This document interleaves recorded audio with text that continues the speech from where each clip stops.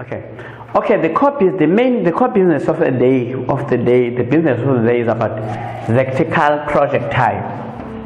Vertical projectile. Hey, I think it's one of the areas. I don't think it's difficult, but also you need some understanding. But now I'll be explaining some of the things that you may not necessarily, you may take it for granted, but they are very important for your exam. Vertical projectile, when you throw something upwards, it's a ball goes upward, or when you drop something downwards. Let me give a simple example before I tackle those difficult questions.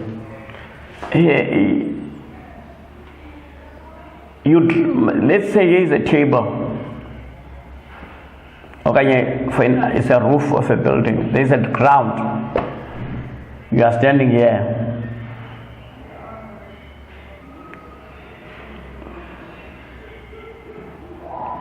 You drop a ball. Say the height of this building is about 6 meters. They say the height of the building is 6 meters. And then the ball, then they say, when you drop, we say whenever you drop something, VF is what? It's 0. I mean your VI is 0, your initial velocity is 0. Then maybe they are asking you to calculate the final velocity. You drop VI is 0, and then your distance along is 6 meters. Very, very simple question. Then when they ask you the velocity at which this strike the ground. So obviously there are questions that there are formulas at the back of your question paper. So VF is equal to V squared, VI squared plus 2GS. You know the initial velocity there is 0, but your G is 9,8. But what is your distance? It's 6. Then you calculate it. That is you're using the formula, because from the formula I do have the velocity, I do have UG, which is 9,8. I do have S, which is distance, which is 6 meters. Then you calculate using the formula, you get what you get. That is your final velocity. The question they can ask you, calculate the time taken. You are calculating here the distance. Now calculate the time taken for the ball to strike the ground. Calculate the time taken. Obviously, you go to a formula. That's a VF is equal to VI plus G delta T. Change in time. We need to calculate that time. For you drop this one up to here, you need to calculate that time. As I told you, if you drop something, this is 0. But your VF now is what you get it from here. I don't know, I don't have a calculator. But what you get from here, 2.98 times 6. Let me try to use that one and trying to and check what is the answer. 2 times 9.8 times 6 equal to 100. So, and the square root, it's 101.7,6. Then you get the square root. What is the square root of that one? Get that. Let's say, for an argument's sake, it's 10 point something. Let's say it's 10.6. I'm not sure the answer, but let's say your velocity is 10,6. Then you can get the 10.6. Then it's equal to 0. G, my G is 9,8 delta T. Then 10,6 divided by 9,8, which is delta T. That is your time. So these are the kind of questions that you must expect. So when you drop something from the ground and you know the distance, I don't know what else can you do. Remember, I'm not sure whether the right 10,6 is the right answer, but I'm just guessing. That's the way of illustration. Now, before we take some questions on exam, let's reverse this question. Let's put it in another way.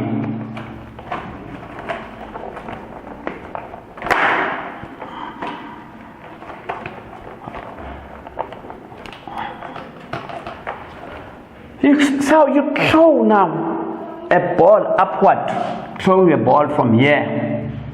Here is the distance. You are at the top of the building. You throw the ball from here. You are here. Sorry to throw a person like that. I know it's not easy. You throw it upwards, at a velocity of, let's say, 10 meters per second. You are here. You throw that ball upward. As I said, if you're throwing upward, that is your VI, which is 10 meters per second. But when the ball reaches the maximum height, we've already said the maximum height. What does this mean? Maximum height. Maximum height means VF. Your final velocity is equal to what? 0. You're throwing the ball upwards, and it reaches the maximum height, and also it comes back again to its original position. The ball comes back to the original position. So, all right, they will ask you, for example, the time taken to reach maximum height. The time taken to what?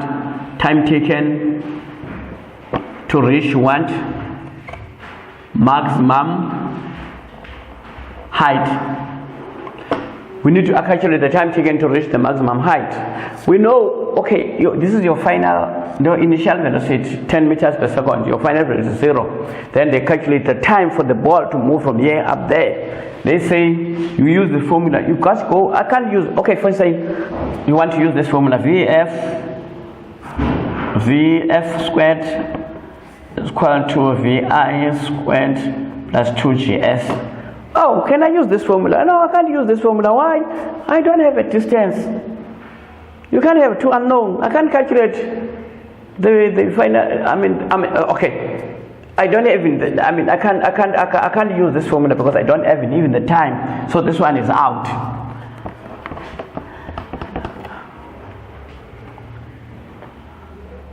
Can I use this S is equal to UT plus half G delta T squared? No, I cannot use this formula. Why? I'm calculating the time, but I do have initial value, but I do not have the time. So the formula, because I do have an unknown time. You cannot have two unknowns in the same formula. You want to calculate the time at the same time. You don't know the distance. So there is something that you can't move with this formula. Then you try another one. That's VF is equal to UVI plus delta, okay, G delta time. Okay, can I use this formula? Okay, I do have this VI, that's 10. What about the value of VF? The VF, they say maximum height. When they say the maximum height, I know VF is 0. It's not. They will not tell you VF is 0. When you throw something, it reaches the maximum. You know what? It just stops for a while and they come back. So your final velocity, whenever you throw it, it's a 0. So this is 0. What is my G? Something going up there, going up. Okay, my G would be negative now. Negative 9,8 delta T. If I was throwing downward, my G would be positive, but I'm throwing up, my G is, when you're throwing something up, G must be negative. When you throw something down, you take G as positive. Then you take 10, go to the side, minus 10, that's minus 9,8 delta T. Then I divide by minus 9,8. I divide by minus 9,8. then that is your answer. I'm not going to calculate, that is your answer. But a question that I want to expose to you, what is really, that is it takes that time. For example, let's say going up, I think I made a mistake. What is very important, when you throw something upwards, you get that time. Let's say, for instance, I don't know the time, if that was taking about 0.5 for 0.5 seconds going up there, okay, let's say 0.6 seconds going up. It also is, for the time, the total time is going to be 0.6 plus 0.6, so the total time will be around about 1.2 seconds. So going up and going down, the total time is about 1.2 seconds. You must know the time to go up is the same as the time to go up. There is no, in physics they say they're equal, and they have proven that. So if it takes 0.6 to go up, it also takes 0.6 to go down. Now they ask you the maximum height. Maybe they ask you the what? The maximum height.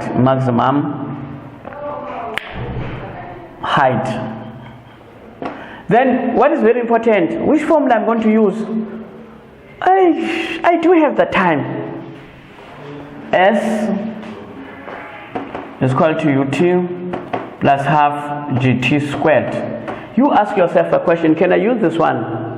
Can I, which S is called, and also S v squared is equal to u squared plus vi squared plus 2gs.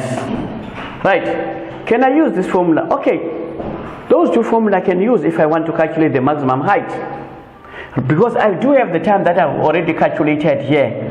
I put here the time, then I put the time here, and I put the time here. Then what is my initial velocity? My initial velocity will be 10 meters per second. Then this formula is right, because I do have time. I do have initial velocity. Still the same formula is still the right, because I do have the final velocity, which is equal to 0. I do have the initial velocity, which is equal to 10. I do have OG. Then I can still use this formula. How to use this formula? What is my VF? 0. What is my VI squared? Which is 10 squared plus 2. What is my G? If I use the G, it's going up. Let's say it's minus 9.8. That is my distance. Then you take this thing, it's going to be 100. It's going to be 2 times 9, thing, I believe is 19.6. Then you divide 100 by 19.6. That is your distance. So both formula can be suitable to calculate the maximum height, the ratio. I think. Secondly, I want you to draw the graph. I must draw the graph. Let's say I must take that space to draw the graph. Velocity time graph. If it moves for 10 meters per second upwards, if you have a velocity this side, velocity versus the time, then how do you draw a velocity time graph? How do you draw the velocity time what? Graph. It's simple to draw the velocity. Let's say velocity. It's simple. Time graph. If the initial velocity was 10 meters per second, the moment it goes up, it decreases the speed until it reaches 0. So in your graph, you must also know how to demonstrate in your velocity time graph, because in immediate to throw 10 meters per second, the ball is thrown 10 meters per second up, it reduces the speed. So it means in your graph, it's not going to go up, it's going to come like it goes up, it reduces the speed. This is 10 meters per second. Right, at this point is the maximum point. At this point is the maximum where V is. At this point we know the VF is equal to 0. So it is the point on the intersection of time. That is the point when the graph it reaches the maximum height. And secondly, when it comes back again to the same level, let's say it was 0.6 to go up. How do you plot it again in your graph? You draw again. If it's 0,6 yeah, then this here will be 1 comma what? 1 comma 2. This is how I draw in the graph. Let me repeat it again. You throw, let's go back to this scenario. You throw the ball upwards and the ball goes downwards, and we know that when it reaches this point, my final velocity is 0. Why I say my final velocity is 0 is when they say it reaches the maximum height. It is a point where my final velocity is 0 is when it reaches the maximum height. So you know that when they say maximum height, that you must know that your final velocity is equal to 0. So when you throw it upwards, then in your velocity time graph, as I told you that when it goes down and reaches, this is the maximum height. This point is where the graph reaches when the final velocity is equal to 0, and it goes down again. This is the original position. That is the original position. It goes down there. What is the total time? 0.6 plus 0.6. You draw is 1.2. That's you draw a velocity time graph. At the same time, it is not necessarily going down here. It can be minus 10 as well. It can go like this. It can go like this. It can move from minus and go like this. You know, it can go like this. You can plot it like this. This is a velocity versus time graph. That is very, very fundamental, this thing, velocity versus time graph. I think let's come now to the question papers. I'll try to explain to you when they say the maximum height of the F is 0.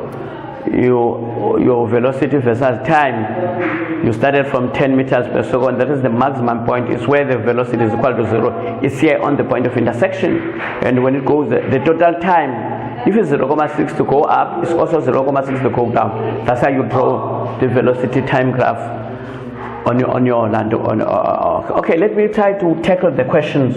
Okay, let me try to tackle now, guys. Let's look to question 3 of November 2018. If you have your tablet, whatever you have, look this question. I may not necessarily draw it in a nice way, but I believe it's there in your question paper. But I just want to make some clarity. The question 1 says, here is the statement. The statement represents the scenario. I want you, when you listen at Funda Native video, must go to question paper. This question is extracted from November 2018. Right, you see the height from here to that point T is 3,7. From here to this point, the height is 1.6. Let's look at the ground, and the ball moves at 7,5 meters per second up. You are standing on the top of whatever building, I don't know. Right, you must read the statement. You must understand, read the statement thoroughly, and look what is very important in physical science, your keywords. Right, in which direction is the net force acting on the ball while it moves upward towards point 2?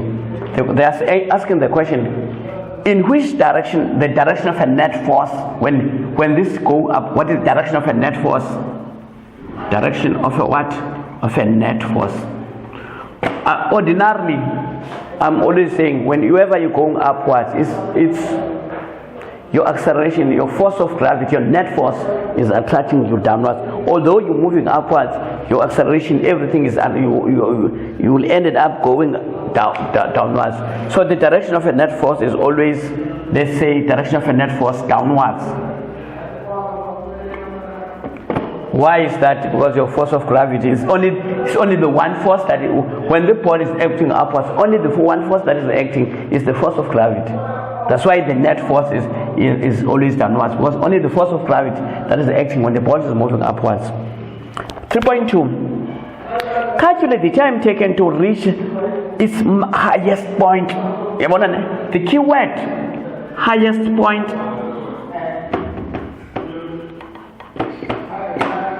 Having said in the last that when you talk of highest point maximum, it means my VF is equal to 0. That is the one thing you need to note.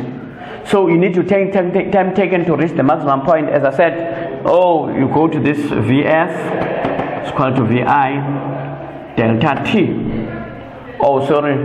G delta T.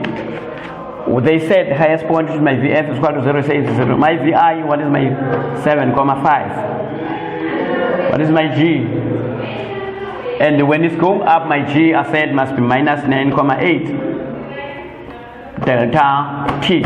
I take this 7,5, this minus 7,5. Then I'm left with minus 9,8 delta T. Then I divide 7,5 minus 9,8 delta T. Delta T, that is divided by minus 9,8. Unfortunately, I do not have a calculator. But let me try to get what is the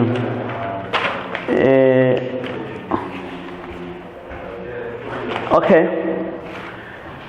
My delta T is 0,77. That's it. The highest, that's my delta T using the same. Okay. 3.3. That is a very important question. 3.3. It's 3.4. It's 3.3 now. Determine whether, by calculation, whether the ball will pass point T or not. That's very important. Let me write this question. Determine whether or not the ball will pass point T. So I just want to relate this information to what is given here. If the total distance here is 3,7 from here to there, it means if you calculate the maximum height, the distance traveled by the ball, what is the difference in the distance between what is the difference? 3,7 minus 1.6. 3,7 minus 1.6. I think this total distance from here to there is 2,1. 2,1 from here to here is 2,1. Then you are being asked whether or not the ball will pass point T. You do know what the question says? It means if I calculate the distance reached by that maximum when the final velocity is 0, it means if I get anything more than 2.1, because from here to there, this is 3,7 minus 1.6, then I go left, this is 2.1. Then if I calculate now the distance traveled, the point reached the maximum height is above 2.1, it means the ball will be able to pass point T. Let me repeat this question. Determine whether or not the ball will pass point T. What does this mean? Okay, it means the distance from here to, what is the distance from here to point T? Okay, I've been told that from here to there is 3,7. The total is 3,7. From here is 3,7. Then from here to here is 1,6. Then if I minus 1,6 from 3.7, I get 2.1. Then when I say determine whether or not the ball will pass, it means they want me to calculate the distance, the maximum height, the distance that has been taken by the ball. Okay, let's go to the formulas. I think I must erase this one. Let's go to the formulas. Okay, I do not know the time taken from me to reach. Okay, we have already calculated the time taken to reach maximum height is 0.77, which means for me to which formula can I use? Okay, I've got two formulas for distance. I've got S is equal to UT plus half GT squared. Okay, if I calculate it, if I want to this distance, do I have initial velocity? Okay, here is it. Do I have a time? Okay, I calculated 0.77. What is my G? It's 9,8. I said it's going to be 9,8. That's what I've said to you. And then what's my time? My time is 0.77 squared. Then you calculate using you calculate using your calculator, then you can still use another formula, another option. V squared is equal to VF squared is equal to VI squared plus 2G. Then you can still use this formula.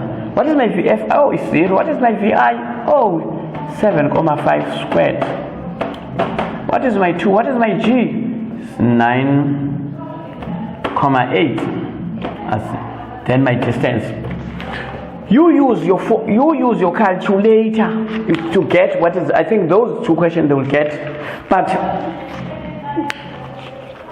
they ask you whether or not it will pass the point T. They ask you whether or not it will pass the point T. Okay, when you calculate all these things, you get something like 2.87 minus something like 2.87. I believe so. I'll try to calculate 2.87. So you see that 2.87 is greater than 2.1. It means 2.87 is greater than 2.81. It means 2.1. It means the ball will pass T, because the distance is 2.8 is greater than 2.1, which is 2. If this is 2.1, 2.8 is somewhere here. 2.8 is somewhere here. It means it will pass that point T. I think Fundanati students we are going together. So let me say, determine whether the point or not the ball P will pass point T. I said, you see the difference. You get this 2.1. Then you calculate the maximum height reached by the ball. When you get the maximum height reached by the ball, you find that you get something like 2.87, which is greater than 2.1. It means it will pass point T. That's what is very needed. Okay. In a nutshell, there is another last question. In a nutshell, that's the last question. They are saying now 3.4. This is the last question. Draw a velocity time graph for the ball instead of thrown upward. Initial velocity, final velocity time taken to reach the highest point. Okay, fine. They said draw the velocity time graph. Velocity time graph. Velocity time graph. I try to explain velocity time graph. Right. This is the velocity. This is what? This is time. Right. The ball you throw the ball upwards at this 7,5. I told you it's going to be like this. But the ball, we are not asking whether the ball will you throw it upward, it didn't come back. So we need the ball to go and reach that maximum height. So for you to draw, you draw it like this. You don't go beyond this point. When you go beyond, it means the ball is coming back to its original position. I think it's a point of emphasis. Here is a 7,5. You draw it and you put it here. You don't draw it beyond, because it means if you draw beyond, it means the ball is going to come back in the original position. No, they are not asking you about that. They tell you immediately the ball from this point to that point, from 7,5 to that point where V is what? Is 0. So here is my VI here, which is 7,5. Here is VF, which is equal to what is 0. So the ball takes one, is only upward direction, and then that is how you draw it. You don't go beyond this line. Or you can still draw it like this, minus 7,5. Then you go in like this. That's it. My velocity. I think grade 12 students, I tried to explain. Next time when you meet in trying to explain the vertical projectile, when we are comparing two objects, object A and object B, what happened when that one they meet at a point? I thought those questions, like in 2015, like in 2016, those are very challenging questions. I will be dealing in the next video about those two objects.